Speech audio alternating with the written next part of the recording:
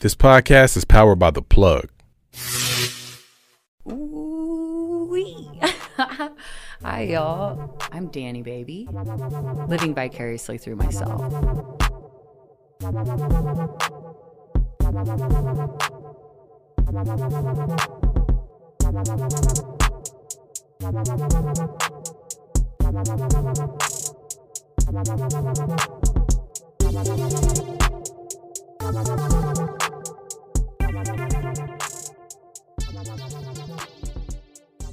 I don't even know how to start this off the rip, except that I don't know what the fuck I'm doing, but I'm here today doing it. So if that's just one thing that I could tell you, is you're never going to have all your ducks in a row and it's going to be perfect and all the things are going to be wonderful. You just got to fully just stretch your limbs into it. So that's what I'm doing today. The title and the series that I'm working under is a phrase that I've been saying for some time called, I always say it, is living vicariously through myself. And the reason for that is when I was younger and I was being raised by emotionally unavailable humans, they were all living vicariously through me, but ignoring the fact that I was growing and also ignoring the fact that I was witnessing them grow up. So I just recognized that the older I got, it was time for me to step into my own self instead of taking a back seat like I always had, and just start living vicariously through myself. So we're here right now. Also, if y'all have never heard yourself on a microphone like this, I suggest give it a whirl. Anyway, this is the first time I'm ever recording or doing anything at this capacity. And so I asked my wonderful, fantastic human that is sitting next to me, one of my very dear platonic life partners, what should I do for these nerves? And she was like, you know what? Set up your phone and just talk to your phone. So that's what I'm doing. Okay. We're going to get into the nitty gritty really quick here. I've been grappling with some ideas in my head and really just want to kind of speak to the space of what it means to live vicariously through myself, what that looks like today. When I was younger, I just was a very, very curious person. And that was something that kept getting taken away from me. I never had governing over my own body. I wasn't allowed to think the things that I was thinking. They were sinful. They were very negative, bad. Everything was like evil. Don't do it. And so I kind of had I had gaslit myself into believing that I was this really bad person growing up. I didn't know that I actually had power and that I could stand in it because everybody else was standing in my power. So it was just time for me to do that very thing. Coming back into, or as I was in my healing process and starting to work through and navigate what that space looked like, I really recognized that nobody actually was really paying attention to the youth, to the young people. They weren't paying attention to the curiosity that we should all continue to have and shifting from dimension to dimension. When babies come into this plane and you just are like, whoa, they're just like, everything's so new to them, but they came from a dimension and they're very curious in this one, because the sight, sounds, and everything, there's senses here. We don't know where all that came from. And I just loved being around babies because of the way that they looked at things. And it was with curiosity. It was no judgment. And I was surrounded by adults and people in my life that always told me how hard everything was and would look at everything with such speculation and judgment that I literally didn't even know how to make a damn decision for myself. I didn't know how to think for myself or to verbalize it out loud if I had a singular thought that was so different than the norm of thought that I was around. So I observed all this in myself as a young person, but I didn't have anybody to talk to about it. Everybody else was living vicariously through me, though. I was in school, I was like a really good student, but then sometimes I was like extremely distracted. I had a lot of learning issues because the societal norm of public schooling did not work for the way that I functioned in learning. I also grew up in a cult. Y'all are just going to get it. I'm just giving it to you. But I grew up in a cult. I grew up with all of this thinking that was, here's a box and we're not going to think outside of it. And when I would think outside of it, it would put me in trouble. It would put me in this space of shame where I wasn't the norm. And that was the scariest thing, was to not be normal, right? So I started mimicking a lot of things around me. I mimicked what my fellow cult leaders wanted me to do. I mimicked my teachers. I mimicked my parents. I mimicked my pastors. I mimicked the popular kids in school because their parents were so proud of them. And I wasn't living vicariously through myself. Everybody else was. And then if I had a moment or like a breakdown or like a space where I just like, I was having a block, I would get prayed for instead of, let's go and maybe kind of navigate this with like a therapist or a counselor. So I would go to church and get prayed over, and then I would be saved. Again, being normal. That was all normal to me, right? I can't tell you how many times that I suffered like actual physical injury, and I had to go to church and pray before I even was allowed to go to the hospital, where the doctors definitely should have been like, your kid shouldn't have been suffering for 24 hours with a broken arm. But anyway, I digress. So outside of the broken parts of myself, my heart being one of them, I will reference that just like NDRE says, you know, we are not the broken pieces inside. We are not the decisions that our parents made. And for a very, very long time, I thought I was those. I thought that I was the decisions that my parents made, because I know a lot of our generation, so I'm 38, a lot of us heard our parents tell us how obligated they were to us. I put a roof over your head. I provided this. Life was hard. I did the best that I could. You were all I cared about. But we don't remember, like, I don't remember sitting with my parents earnestly and them saying how proud they were of me, how much they enjoyed watching me grow. They just let me know how egregious I was to their life, and the crutch, it was, again, just like I was a burden coming into this plane. I didn't ask for this shit, but here I am being a burden. So again, I didn't know how to be myself. I didn't even know what to be meant. When people are like, oh my God, you're such a weirdo. You're so weird. You're just so not normal. And so then I would do all the things to be more normal, which was masking. And the masking over years and years and years and years, literally, I don't know, it put me in a position where I didn't want life as I knew it to continue.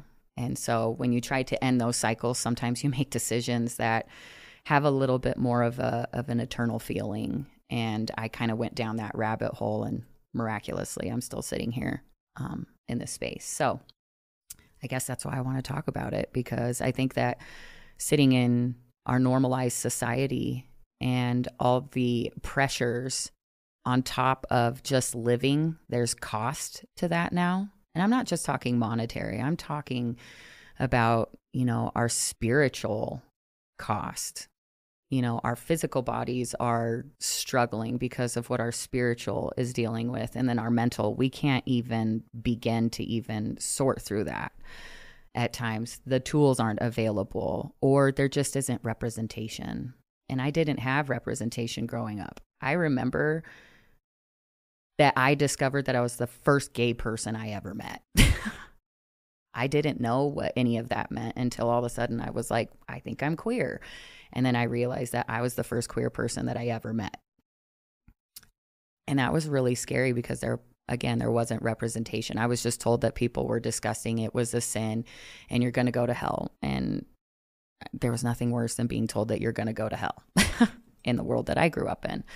So any old way, discovering myself as the first gay person I ever knew, I was almost 22, and I had met somebody that I didn't understand why I had an affinity for them. I had no idea that affinity meant I was gay.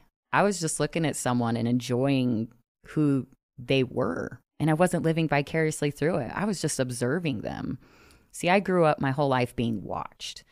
And when I say watched, I'm saying people were waiting for me to slip up so they could discipline me, so that they could scold me, so that they could chastise me, like all these like scary biblical terms, right? Or societal fear-mongering terms to keep you normal. And So I just was enjoying witnessing somebody be free. And then in turn, I was free in that moment. And I had never met that version of myself, which was just me. And so I was able to I still masked for a small period in that time because I went from one extreme to the next. I went from cult life, being part of my family dynamic for a very long time, to literally being out in the world with no support and no example. I didn't even know what I was aligning to at the time, except that I just wanted to feel this side because I knew what I didn't want to feel like anymore. So I came out of the closet and was not allowed to see my family for 10 years. And I wasn't allowed to engage with the siblings that I had grown up with. So that was really another super difficult part. So my mother had a lot of rule over that, where I wasn't allowed to communicate with my family. And again, like, how can you learn about yourself if you're not able to kind of like sit in space and time and heal that part of yourself? So moving from one extreme to the next, I disassociated. I didn't take time to heal because I was just ready to be. And that was such a pivotal point that led to me having active addictions, having a very severe pain body, suicidal thoughts, suicidal behaviors and tendencies. I was literally acting upon these things to prevent me from feeling by making me feel. Really wild. But I didn't know how to understand myself. I didn't know there were definitions for me. I didn't know that there was a normal world where this identity could exist freely. And so I decided I'm going to create a community. So let's fast forward from all that traumatic nonsense I just told you about to where I'm at now. So I am 38 and choosing healing, allowing myself to break my heart at so many different levels, knowing better, but allowing it, creating the space for it to exist and to sit in the pain bodies that I did. I again kept learning that that's something I didn't want to feel anymore. And I came to a very scary space in my active addiction, as I was a very heavy drinker. Alcohol was definitely the masking tool, the coping mechanism that I used. And I'd have to get up and drink just so I could function. And sometimes I don't really I have a tough time sitting with how severe that actually was, because I remember my siblings would ask me all the time, like, what are you on? What's going on? And I was abusing, certain prescriptions that were, for people with ADHD, even though I wasn't technically diagnosed at that time. And so I was abusing things and drinking on top of all of that. And then I had a season that it was just a decision. I was like, I'm ready. I cannot do this. And as I'm always telling my friend, because I recently stopped some other things, I used to smoke tobacco as well. And I would look at these vices that I had and I'd be like, I am too cute for this. Like, what am I doing? Why am I doing this? I'm too cute. And it's not arrogance. It's like honoring myself in a sense of like, people see me this way. I can see myself that way. And to like literally hold to the fact that this is what healing looks like. And so then you start to just like shed these vices, right? So as I'm shedding these vices, I find myself fidgeting with other things. Like right now I have a tentacle on my finger.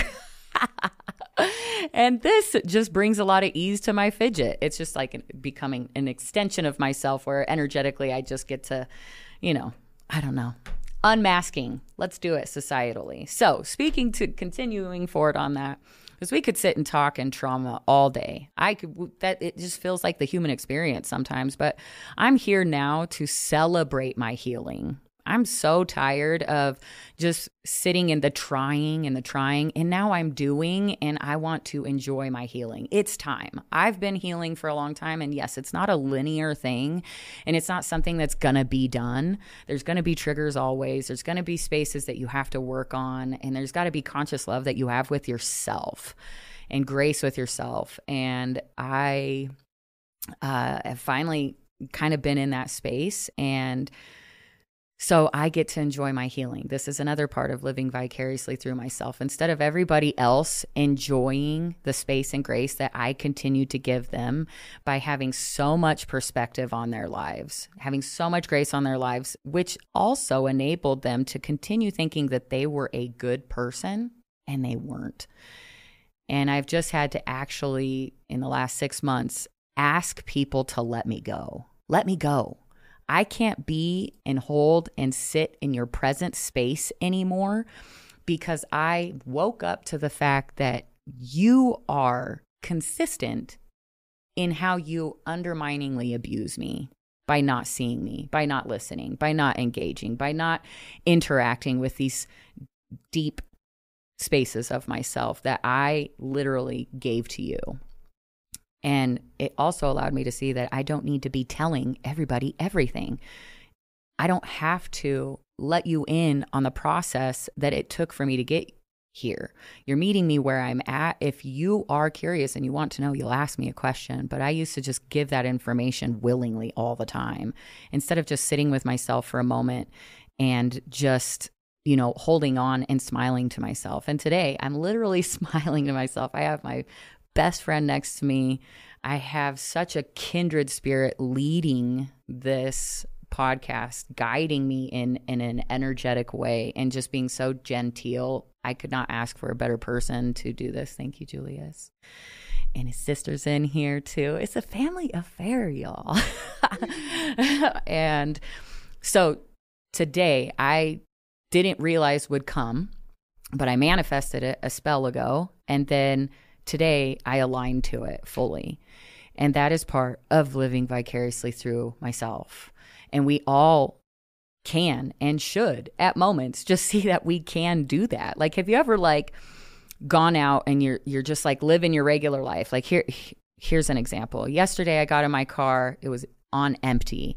Old me never had the money that was so accessible that I could go fill up my car, or I used to have to what am I going to be able to do to pay for this? I could barely put in a few dollars. I was literally able to go to the gas station yesterday, use my card outside, fill that thing up, and go live my regular life. That was a stress that I had for a really long time. And now that I've done some healing spaces in myself, I can recognize how far I've come, even simply by being able to put gas in my car. I'm crazy, right? Yes, I could sit here and say all day, I shouldn't be here. And this is you just got to get up and you got to try. I could tell you all that toxic spiritual psychosis crap. And I'm not here for that. We're all just being.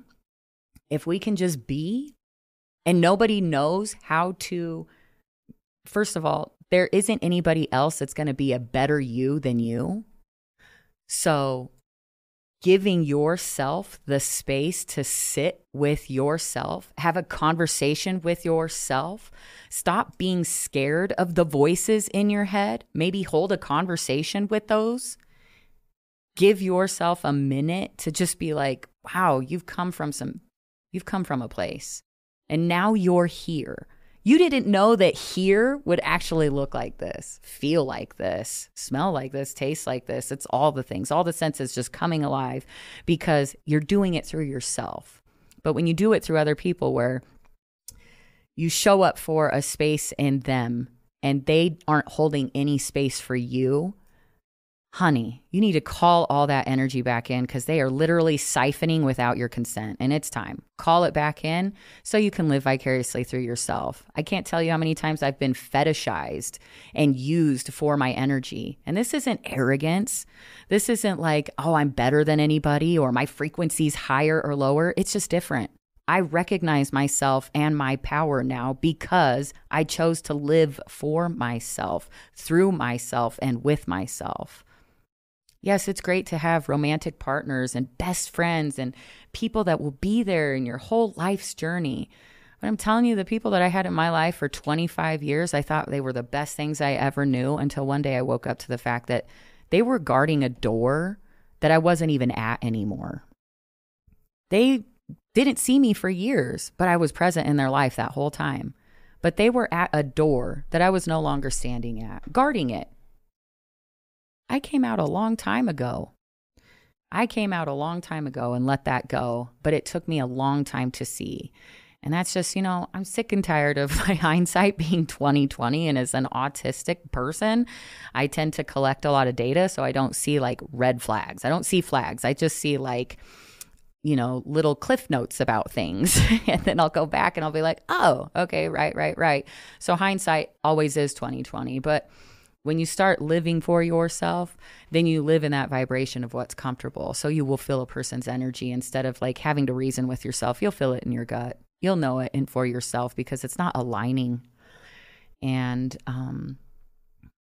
so that's where I'm at today. That's just the premise of what we're going to be speaking about is, what is it like to give yourself a definition? What is it like to step outside of a box? What is it like to try to even look at the complexities of who you are and define that so that other people can feel safe to unmask with you? And I think one thing that has been just so palpable and important for me is to recognize that I used to be like, what are people going to say? Something? Oh God, wow, something. What are people going to do? Something, and it just comes to you being yourself. I have an outside voice that I wear on my face, so I cannot lie. If people be acting a certain way around me, I'm going to show that it's displeasing, and that's good. I used to not be able to do that because I would mask so much, and I'd be like, it's okay, do you, whatever you want, ha ha ha. And I'm not like that anymore. You will know pretty immediately if how you're behaving around me is going to suit my fancy or not. And then we can move along. But just in this space of unmasking, Christina's sitting here right now. Can you say hi? Because I love your voice. Hi. Oh. Thank you for having me here. Oh, yes. So let me tell you, here's a little bit of why we got to live vicariously through ourselves. I met Christina on TikTok. And we met in person for the first time a day after my birthday. And we're Leos. Anyway, we got to meet and that hug was magic. It happened all at the perfect time. I just knew I didn't have to mask. I think the first time we even met, we were like singing out loud in public. We didn't care. And it was just like giving each other permission at the same time. It's also allowing this representation to be seen in society. Societal norm doesn't allow us to see two beautiful humans interacting at a platonic, intimate level. There's always got to be this weird, like, I don't know, like this isn't normal, right, for society to witness. So I'm not even here trying to create or trying to normalize that this is exactly what it looks like. This is just what it looks like for me. And I'm not here to tell you how to live your life and why you should go this direction or even suggest anything. I'm just speaking to what I'm doing. And as a non-binary, teetering on the level of monogamous and polyamorous, I have ADHD, I'm autistic, I have severe religious trauma. And all these things are just very fluid now. Instead of just sitting in this like box that I'm just going to continue in pain, I decided that I want to live vicariously through myself, heal with and for myself, and involve my community with that. So Christina comes along and I tell you what, we just go out and we be. We out here being.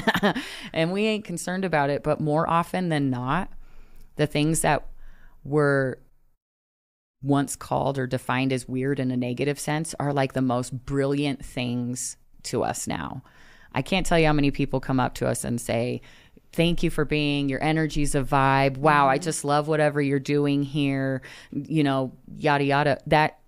back in the day, I was the person sitting in the corner being like, I don't think that I could ever behave that way. Same. I don't think I could ever do that. I masked so much that I had these like little behaviors that I would go do secretly, like in a bathroom, especially at church. And I would like rub my hands together and I do all this stuff. And now I'm realizing like how energetic and stimming that was for me. It's very, very healthy. And I think that we need to unmask societally, you know, in our own society. We can parallel play with our people at any capacity and give each other permission to just be. We can be alone together. We can stim together. There is a safe space always because I am living vicariously through me. I'm not trying to do that with somebody else. But then your people come around and then all of a sudden you just have your own community and you've unmasked an entire perception of your community that maybe you didn't know before, that maybe you didn't know needed tending. So any old way, Christina has witnessed in a palindrome of time already so much healing. We've healed a lot of things just in with and for ourselves because of the way that we process on the phone. We are so neuro that we have to like, it's a FaceTime about everything or a video about everything. And then when we're together, we have these like sensory things that just provide us more of that safe space. And so if you don't mind, would you like to just speak to the space of what it's been like for the last six-ish months of hanging out with me and living vicariously through yourself? I would love to. And first, I just want to say, like, this friendship, I mean, I've said this before where this isn't even a friendship, but we're not in a partnership, what people would call a relationship. It's a different type of relationship. And so what's been happening over the last 6 months is I've been realizing that we're literally rewriting what romance, intimacy, relationships, all of it looks like, because we don't have a physical connection. We hold hands and, you know, snuggle all the time, but there's a fulfillment that I've been getting that I didn't realize could even exist, because I've been searching for this person, this relationship, this love, this, you know, all of it in one human being, and in what I thought had to be what society thinks is a romantic relationship. And so anytime I'm saying romantic now, I'm doing air quotes because it's like it doesn't even exist in my brain as what it's always been. Right. And I'm, like I said, more fulfilled than I've ever been. And so, like, I'm honestly, to be honest, I'm on dating apps right now.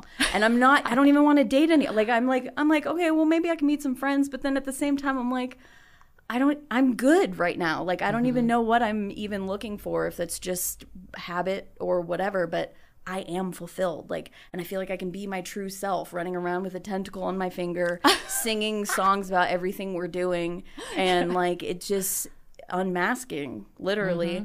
But yeah, ultimately from this entire experience over the last 6 months, we've just been rewriting what all of those things, the definition, and we don't even know what that looks like yet. I think there's a whole nother word for this relationship. I agree. That doesn't exist besides friendship and partner or lover. It's like, and we call each other lover too, but yeah, it's something else, a word that doesn't exist, and maybe we need to make it up. I don't know. Okay, so you just brought up the best thing. When I was younger, I watched this series called Anne of Green Gables on PBS. Okay, it's a great show. I don't care what you all say. It was made in the 80s. It was filmed in Canada. It's brilliant and beautiful, and it's amazing. And there's a friendship on there between Diana Barry and Anne with an E. And I loved their friendship. You could feel the earnest connection that they had. And she would always say that she was looking for a bosom friend and a kindred spirit. And I just remember as a kid, like, I want that. I want like, a bosom friend. That would be great, you know? Are we bosom friends?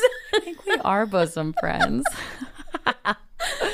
And I just remember that was the space as a kid that I was like, that is pure and intentional. And of course, I didn't know those words as a young person, but because body language is our first language, you could just see their pure intention with how they held space for each other, not even in a hug, but just how they would sit and be with each other in their little adventures. It was just so magical. And if you haven't seen this, we're going to go watch it, because you're Diana Barry and I'm Anne. Perfect.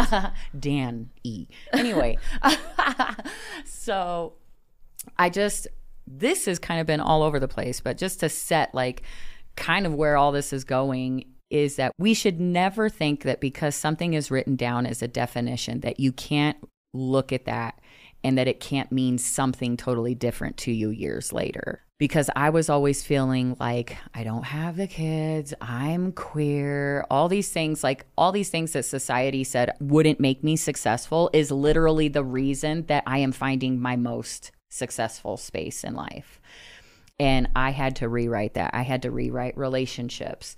And Christina and I have a very romantic relationship. I have another friend, Lou, who has definitely brought in so much of like the safe space of being held, because I thought for a long time that the only like if I was going to have a romantic relationship or experience human touch was to be in a relationship with a person, no matter how toxic or wherever, because I was still stuck in that purity culture, misogynistic, patriarchal view that you are just somebody's, you are owned in that situation, which is like, you don't get to govern your body and be like, oh gosh, I'd like to experience different levels of intimacy with different people, where like I can get a friend hug that means so much more to me than being like slapped on the ass by my romantic partner. Right? Yes. So rewriting all, like you just said, rewriting, redefining, reassessing what that means, you know, and how that feels to us. And this is definitely one of the most romantic partnerships, platonic intimacies I've ever known. And I 100% feel like this is the most me that I have ever allowed myself to be, because we do control that, right? Where we allow what we allow. And this is the most me I've ever been. This is the most free I've ever been.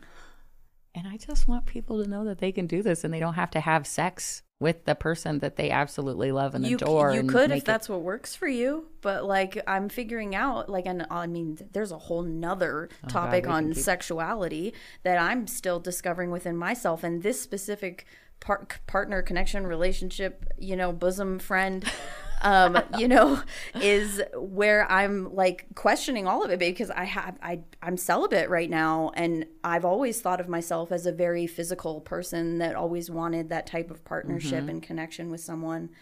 But now I'm like, well, wow, I haven't been needing that, like, and I'm not craving that. Have I ever wanted that? It? Then you're like, or have I always wanted that because I thought that's what they wanted, and I want them to be happy, and you need to do this for your partner so that they know that you love them. And, yeah.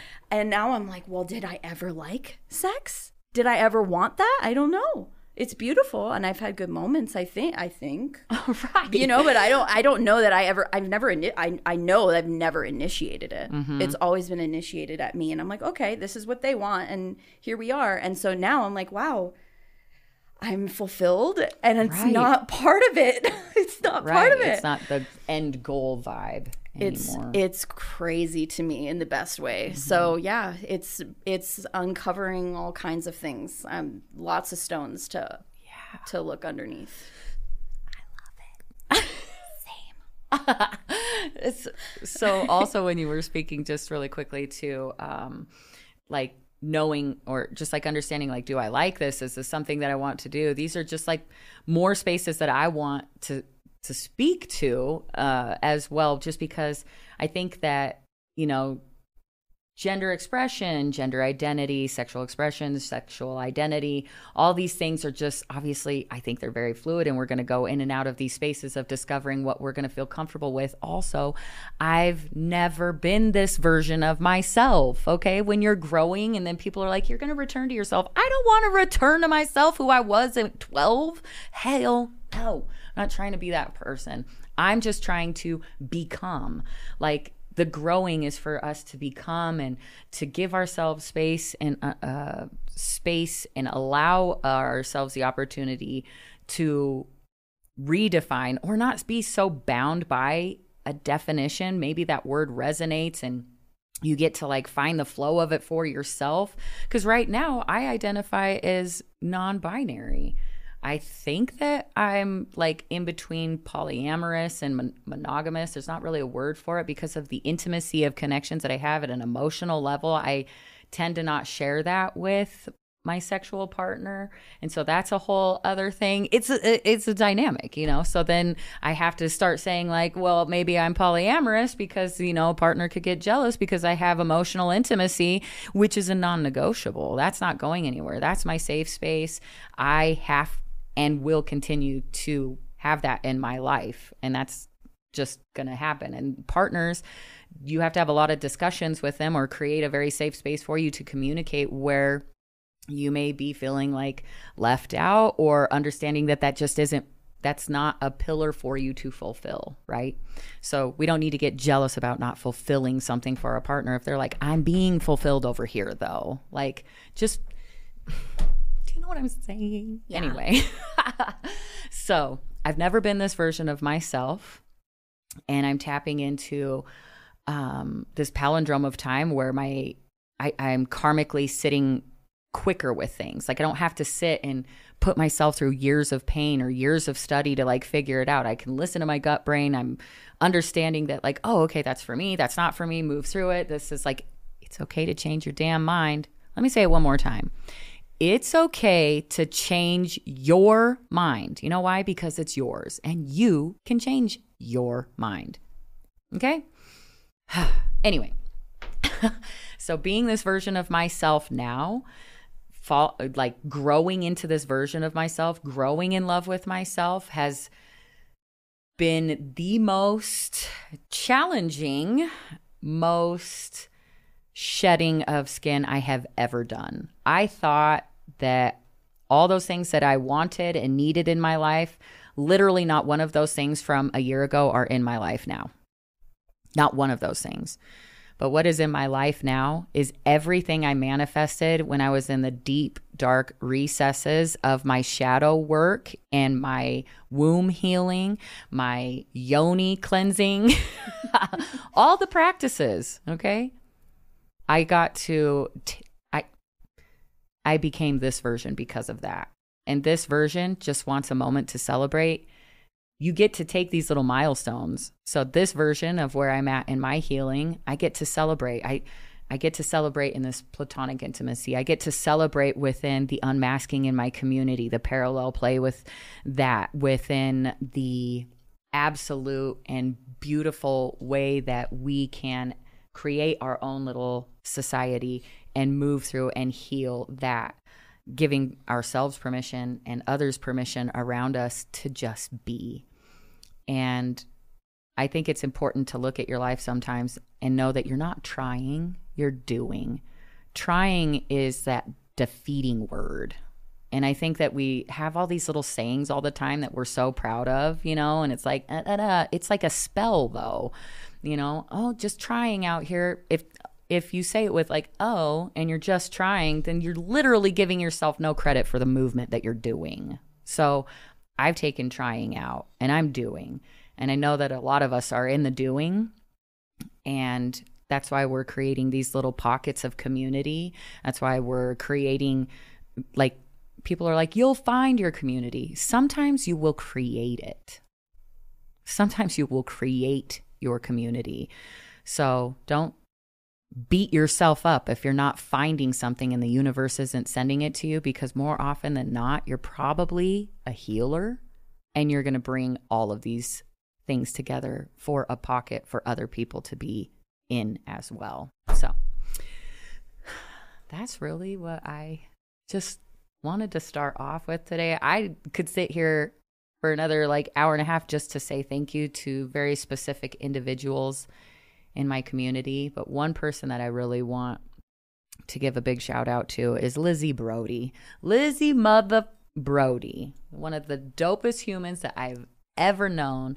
I have the privilege of calling this person friend, but this human has seen me for a really long time, just in my healing process, and always encourages me. And that is quite honestly why I am sitting in this chair today, is because Lizzie Brody connected all of these dots by just being open and saying, why don't you just do it?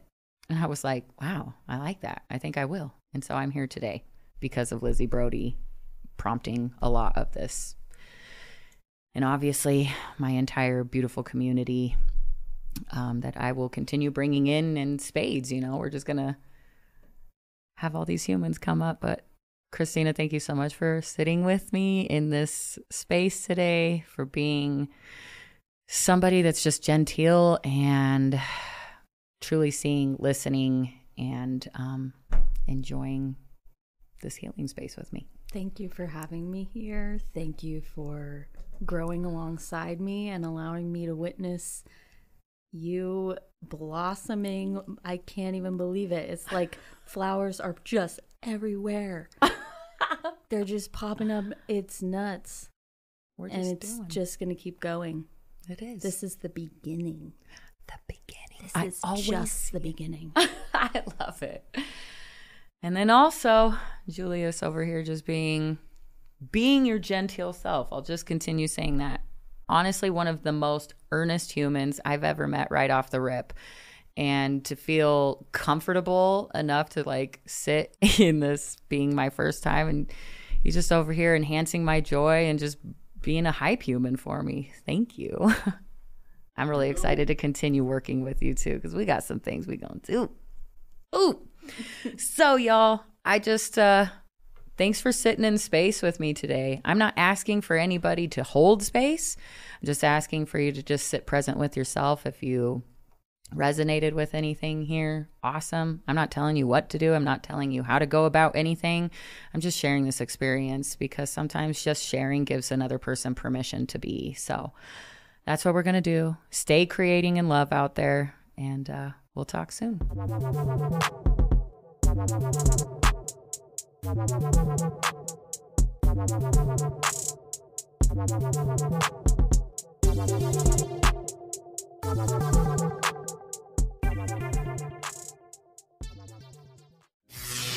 Yo, it's Julius, and I just made traveling easier with the motorized scooter suitcase. Let me say it again. Motorized scooter suitcase. Yeah, that's right. The luggage has got a built-in electric motor. So the suitcase, I can ride it and glide through the airport or the train station, through downtown, and it all fits in the overhead storage bin. No more crowded terminals trying to say, excuse me. Y'all gonna see me gliding through there. I can hop in and off the light rail like it's no problem. I'm not struggling to carry these heavy-ass bags of podcast equipment anymore. All you gotta do is just click the link in the episode description that says Smart Suitcase. Click Smart Suitcase and see what I'm talking about. I'm telling y'all, it's going to change the way, if you're traveling, this is going to change everything. Click the link. Let's go. Thank you for listening to this episode. If you or your company are looking to jump into the podcast world, now is the time. The Plug Agency is here to connect you to the full power of podcasting. You just record and leave the rest to us. The people are listening and want to hear from you. theplug-agency.com. That's theplug-agency.com. Click the link in the episode description for an exclusive offer.